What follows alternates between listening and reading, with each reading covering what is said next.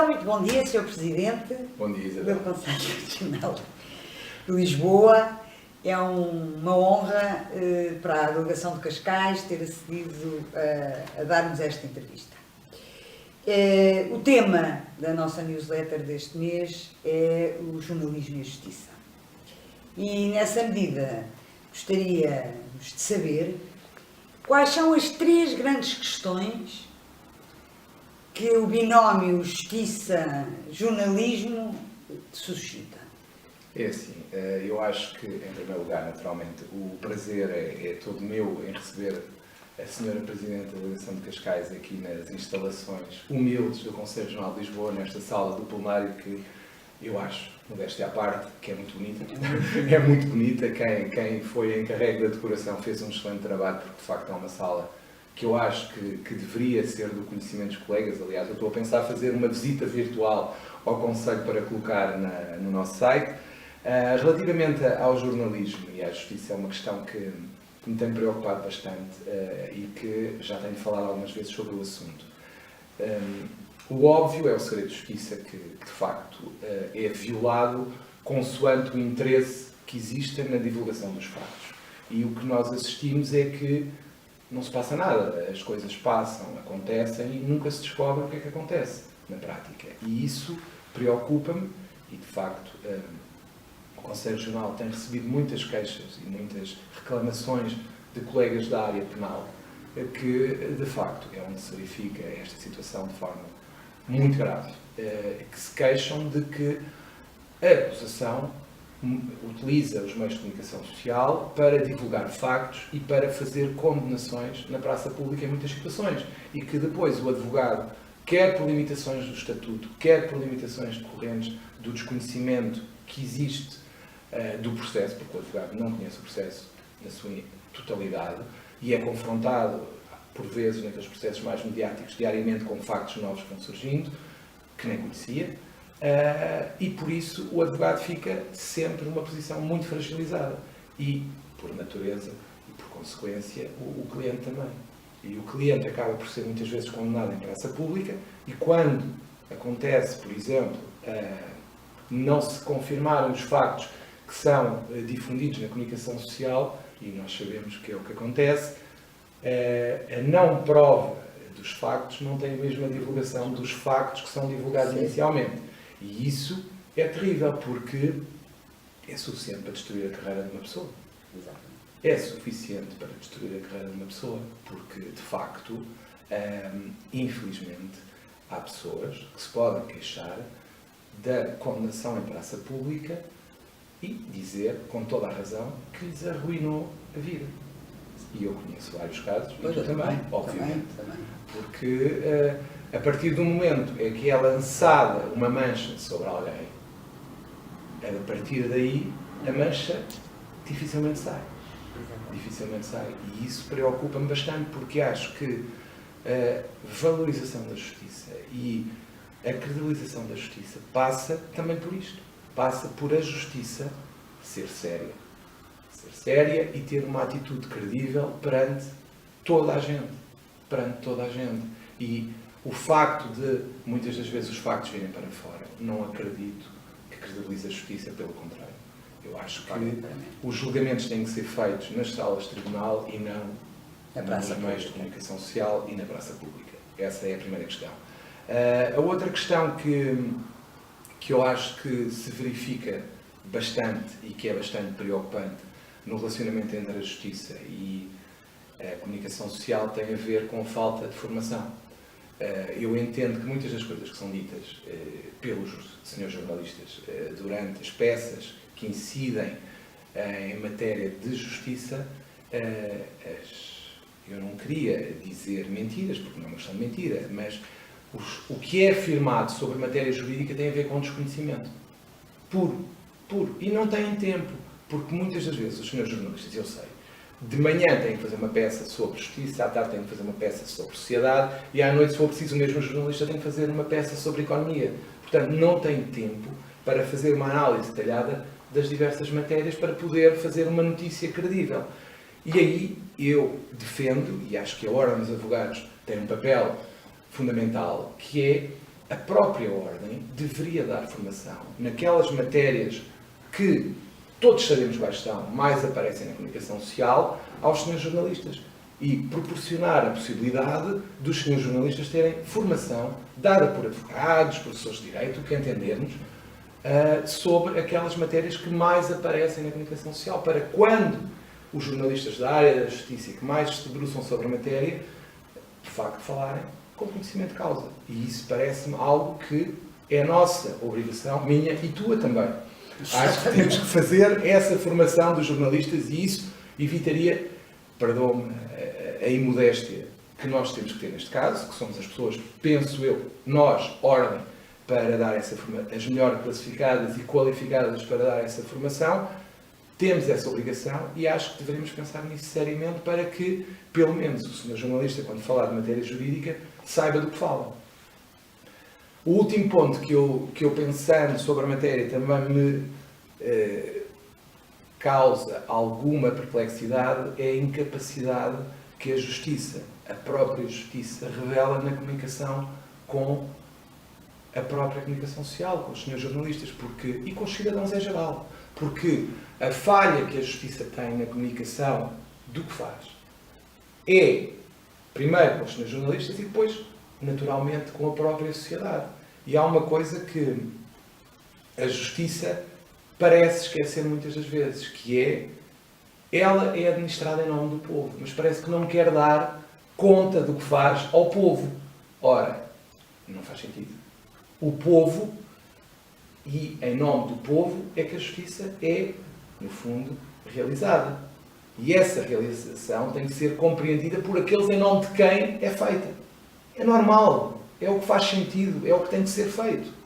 Na minha opinião, a Justiça tem que se preocupar, e venho a defender isto há algum tempo, com a comunicação. É inevitável. No tempo que vivemos, com a permanente, diria, confusão criada pelas redes sociais, é fundamental que a Justiça consiga comunicar eficazmente e explicar o que faz. Eu não estou a dizer para as decisões serem tomadas de acordo com a maioria. Não é isso que eu estou a dizer. O que eu acho é que a Justiça tem de se preocupar em justificar e em conseguir explicar ao cidadão porque é que toma uma determinada decisão. Porque muitas das vezes as críticas que são feitas à Justiça, é óbvio que há más decisões, há decisões que não têm qualquer justificação, todos sabemos disso, e quem anda nos tribunais, como nós andamos, eu seguramente, apesar de tu pareceres muito mais jovem do que eu, não ando há tanto tempo como tu, não tenho a tua experiência, mas eu estava no outro dia a ver, eu já vou fazer 24 anos de exercício de profissão na sexta-feira. Vem. É quase bodas de prata. Exatamente. Portanto, neste tempo todo de exercício, nós assistimos a más decisões. Mas também sabemos que há decisões que são criticadas, quer pelo cidadão, quer pela própria comunicação social, porque não as compreendem. E isso também, naturalmente, terá alguma responsabilidade, quer do cidadão, quer dos senhores jornalistas, mas, para mim, a maior responsabilidade é da Justiça, que não se explica, não consegue explicar as decisões que toma. E isso, para mim, é algo que tem que ser ponderado e tem que ser... Tu vês assim um esquema tipo a americana ou como é que tu vias a comunicação? Não acho que seja necessário um tipo à americana, porque naturalmente nós temos que manter o recato, nossa cultura. Temos que manter a nossa cultura, nós não podemos começar a fazer conferências de imprensa por tudo e por nada, não é isso. Mas acho que há situações, quer pelo impacto que tem na sociedade, quer pela sua própria gravidade, têm que ser percebidas. E até podem explicar a razão pela qual há determinados trâmites que levam uma certa demora nos processos, por exemplo, para fazerem entender às pessoas o que está em causa, não é? Claro que sim. Porque o pior que se pode fazer é deixar permanecer esta nuvem sobre a Justiça, porque uma coisa é o recato, outra coisa é a opacidade. Eu acho que a Justiça deve ser transparente, deve ser compreensível. Não podemos viver numa espécie de Olimpo acima daqueles em nome dos quais é administrada. Isso não faz sentido nenhum. Concordo inteiramente. E acho que tem de se ponderar, naturalmente.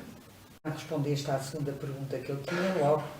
Porque a segunda pergunta era se tu entenderias que era útil que os jornalistas tivessem, que cobrem a hora da justiça, tivessem algum elementar de formação na matéria. Isso está respondido per si, claramente. E a inversa, isto é, não achas que também não seria útil que os advogados tivessem também alguma formação na área da comunicação? Claramente. Eu acho que nos dias que correm a comunicação é fundamental, e acho que quando eu falei na justiça, estou a falar toda a gente que intervém na justiça, e os advogados, e a Ordem dos Advogados também falha. A Ordem dos Advogados também falha na comunicação. Eu acho que nós temos duas vertentes da comunicação. A Ordem dos Advogados, pegando no nosso exemplo, tem a comunicação para o exterior, para a sociedade, e a interna para os nossos colegas. E eu acho que nós não comunicamos bem nem para um lado nem para o outro. E deveríamos ter, acho eu, uma forma de comunicação eficaz para fora, na defesa do papel do advogado, na defesa da função social do advogado, na tentativa, e eu espero, na concretização da descolagem do papel do advogado da ideia de mercenário, porque infelizmente a ideia que existe é que os advogados são todos advogados que defendem aqueles casos mais mediáticos. E não é. A maioria dos advogados, como tu sabes, está ao serviço dos cidadãos está ao serviço dos cidadãos em geral e do cidadão comum que tem um problema de divórcio, tem um problema de ter sido despedido, de violência doméstica, etc. E isso tem que passar. E nós não conseguimos comunicar. E depois somos sempre aqueles tipos que ganham chorudos honorários. Que é falsíssimo. Eu gostaria de receber esses honorários, obviamente. E há colegas nossos que recebem. E bem. Agora, não podemos querer dizer que nós somos mercenários, porque não somos. E não precisamos de ir ao sistema de acesso ao direito, às tais oficiosas, porque, de facto, é fundamental que a Ordem dos Advogados promova a imagem dos advogados enquanto ser que defende a justiça e os direitos do cidadão. Nós temos que conseguir afirmar esta diferença social, porque não basta dizer que somos importantes à administração da justiça, não basta querermos ser vacinados ao mesmo tempo que os senhores magistrados judiciais e magistrados do Ministério Público, o que eu acho que faz todo o sentido, porque se todos fazemos parte de um todo, também temos que ser protegidos para cá estarmos quando acabar esta pandemia. Agora, nós temos que conseguir explicar o que fazemos. E se nós conseguimos explicar o que fazemos, que somos a primeira linha da defesa dos direitos de todas as pessoas, e não só daqueles que aparecem na televisão, nomeadamente os casos que todos conhecemos, mais mediáticos, nós temos que explicar às pessoas que estamos ao lado delas. E isso é uma falha. Não temos conseguido. Não temos conseguido. É fundamental explicar a nossa função às pessoas. E assim, acredito que vamos conseguir descolar da imagem do mercenário. Naturalmente que os advogados têm que pagar contas e por isso têm que receber honorários como qualquer pessoa que trabalha. Eu não trabalho por desporto. Gostava de trabalhar por desporto, mas não trabalho por desporto e muitas vezes nem desporto consigo fazer, infelizmente. Mas, de facto, acho que nós falhamos nesta comunicação. E na comunicação interna, então, também. Acho que nós, Ordem dos Advogados, temos a obrigação de aprender a comunicar com os advogados e explicar aquilo que fazemos, porque muitas das vezes, e temos aqui a mesma questão que falávamos em relação à justiça em geral, que é, muitas das críticas que nos são feitas, a nós, Ordem, a ti, Presidente da Delegação, a mim, Presidente do Conselho Regional, prendem-se com o desconhecimento das nossas competências.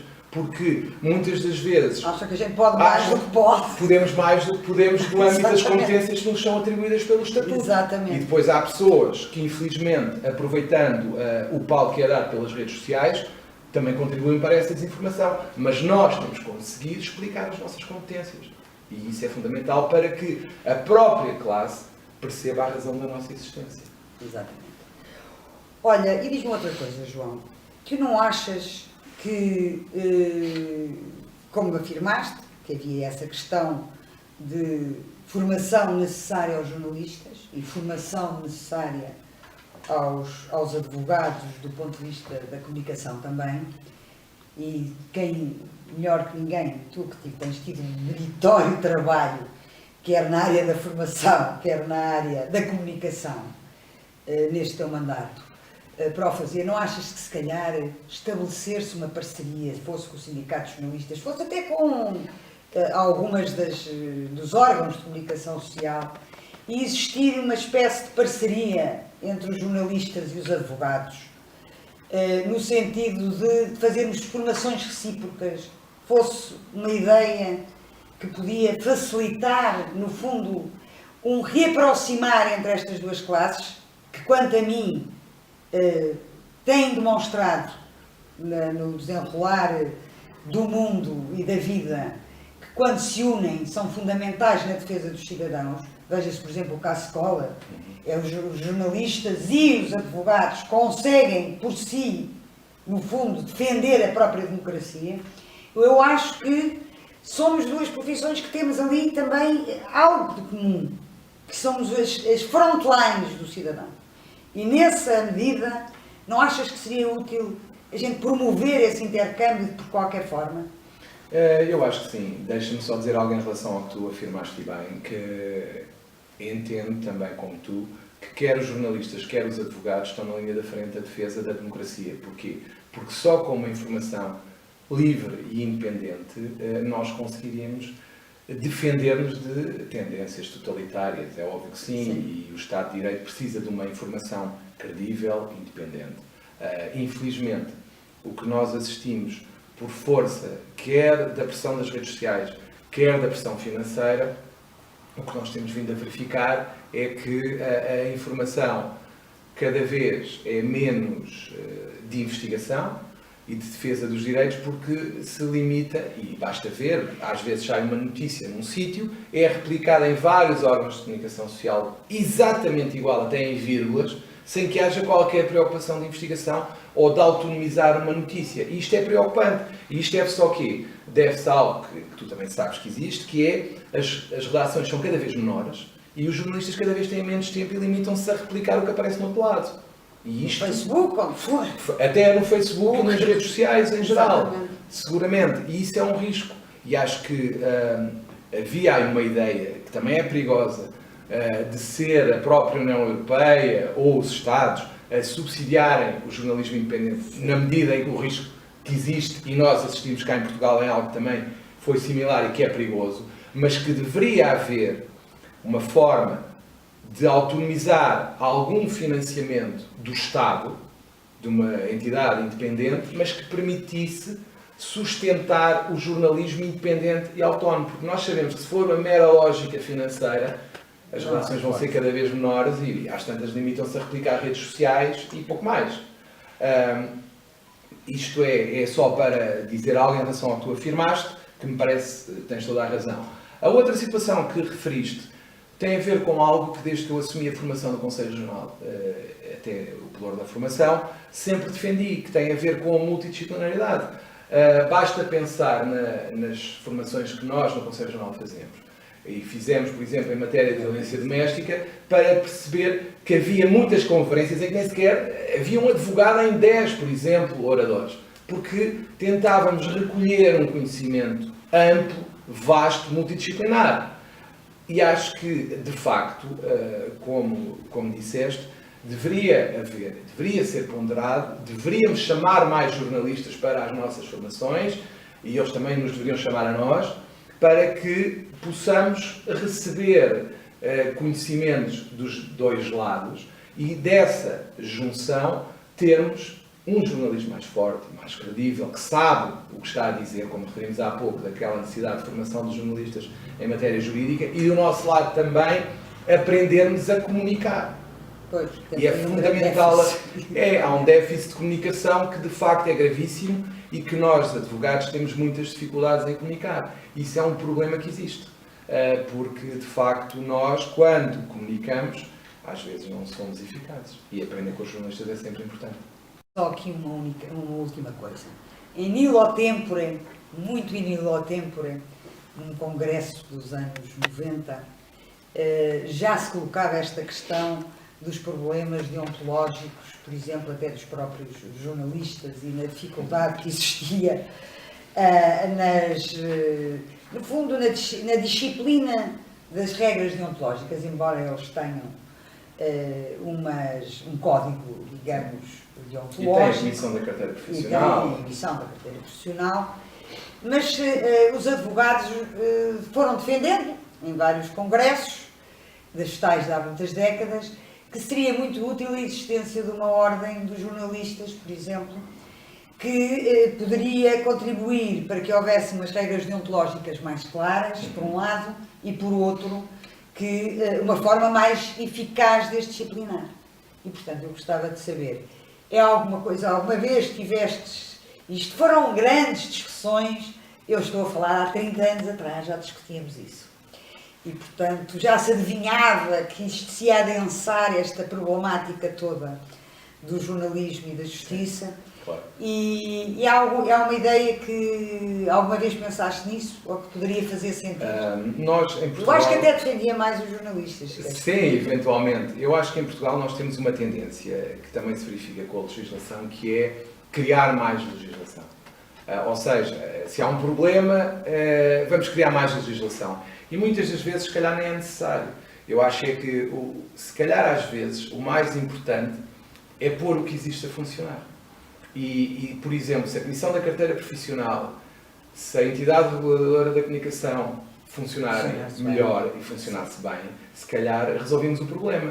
Eu acho que em Portugal, eu lembro-me sempre de ter ouvido que temos sempre as legislações mais avançadas, das entidades mais avançadas do mundo. O problema é depois a sua atuação e a sua implementação. E neste caso dos jornalistas é a mesma coisa. Eu acho que se existir uma atuação credível, quer da Comissão da Carteira Profissional, quer da ERC, se calhar resolvemos o problema. O que é que se passa e o que é que nós assistimos? É que a ERC tem um problema de comunicação e muitas das vezes tem decisões que ninguém percebe. Portanto, e aí é que está o drama, porque se a ERC funcionasse como deveria, se calhar nem estávamos a ter esta conversa. Muito obrigada, João. Foi um prazer estar aqui nesta casa e espero em breve poder visitar as novas instalações da Delegação. Será um prazer e o convite é aceito desde já. Muito obrigada. Muito obrigado, eu.